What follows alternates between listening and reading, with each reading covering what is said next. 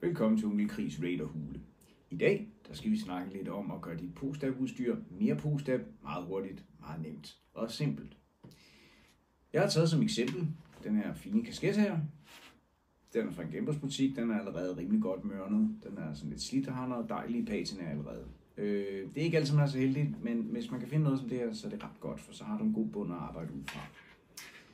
Det jeg vil starte med at vise, det er, hvordan man hurtigt får lavet slid. Jeg bruger sådan en her. Man kan købe den i læderbutikker, der er sådan noget ståltråd på her. Der findes forskellige udgaver af den, men den her den er billig, og du kan få den fra en læderbutik på nettet, og de kan sende den med posten. Og den koster 26 kroner eller sådan noget deromkring. Jeg starter med at tage kanterne. Og kanterne, det er altid de kanter, der bliver slidt mest, så det er ikke sådan nogle random steder ud over det hele. Fordi, du skal prøve at efterligne noget, der er blevet brugt rigtig, rigtig meget, så tager man kanterne. Og jeg starter herude. Bare kras godt til. Du kan ikke ødelægge det for meget. Hvis du ødelægger det for meget, eller du fuldstændig smadrer det, så kan du reparere det, og det kommer også til at se mere POSTAP ud.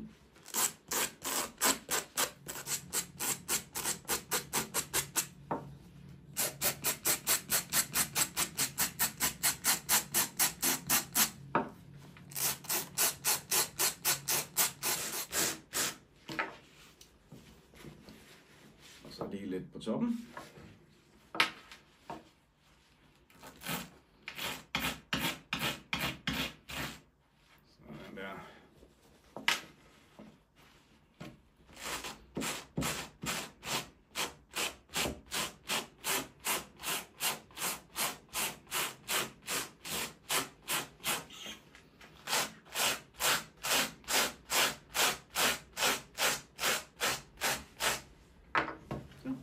Så nu er den der, hvor jeg gerne vil have den med slid. Det er let slid hen over det hele, men man kan tydeligt se, at den er blevet godt medtaget og har været noget igennem. Så er vi kommet til beskidningsdelen. Jeg bruger det her, men du kan også bare bruge alt muligt andet fra Hjemmefix, som er enten kalk, støv eller sådan noget mørtel ting. Bare det er fint støv, og det ikke er direkte farligt eller giftigt for dig. Læs lidt bagpå. Men hvis det er fint støv, og du kan få det i Hjemmefix for relativt få penge, eller sådan noget. Jeg bruger, når jeg skal lave det her, sådan nogle små ting, så bruger jeg min skidtkasse. Som egentlig bare en papkasse, hvor jeg har dækket med plastikpose, og så har jeg tømt indholdet af støvet ned i. Så skal jeg lige stå lidt op. Det jeg gør, det er, at jeg tager hatten her, og så tager jeg en klarlak, og så sprøjter jeg den der, hvor jeg nu vil have skidtet til at sidde. Jeg giver den bare en ordentlig omgang, der hvor jeg vil have den til at sidde. Det er sådan lidt over det hele på den her. Men du kan også sådan gøre det sådan nogle enkelte steder, hvor det er lidt mindre. Nogle vil måske bruge maling, men det er til forskellige brug. Jeg bruger lak i det her tilfælde.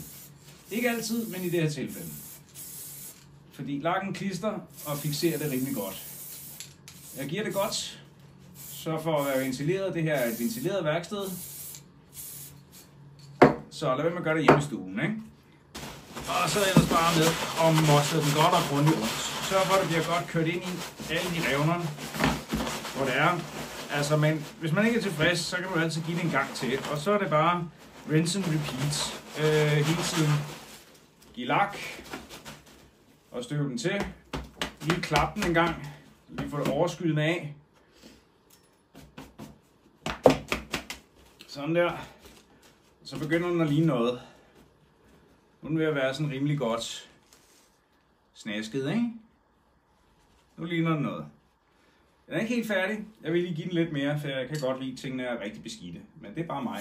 Det smager behag for det meste. Men du kan aldrig gå galt i byen med at komme til at se rigtig beskidt ud. Fordi hellere se rigtig beskidt ud og ligne en, der har været igennem en mudderpøl, når du laver POSTAP, end en, der lige har vandret ud fra en volt. Ja, det var så lidt, hvordan man kunne gøre med en kasket, for eksempel. Jeg vil nok anbefale, at når den lige er faldet lidt ned, og man lige har fået banket det øverste af, og lakken ligesom har sat sig, så giv den lige et lille tyndt lag lak mere, så er du sikker på, at det sidder rigtig godt. Nu når det er sagt, så vil jeg sige, at hvis du har fået blod på tanden og gerne lave noget mere, men synes det her er lidt en mangelfuld lille kort video, så kan jeg anbefale, at I tjekker en gut ud, der hedder Dimitri, som har en side, der hedder Nuclear Snail. Der kommer et link ved siden af det her. Tjek hans ting ud. Han har en masse gode tips og tricks. Meget af det, jeg har vist her, er noget, jeg har fået vist på anden. Han går mere i dybden med de forskellige ting, og han kommer mange forskellige ting rundt, og han er meget erfaren crafter inden for det her. Så tjek ham ud. Det vil du i hvert fald ikke fortryde.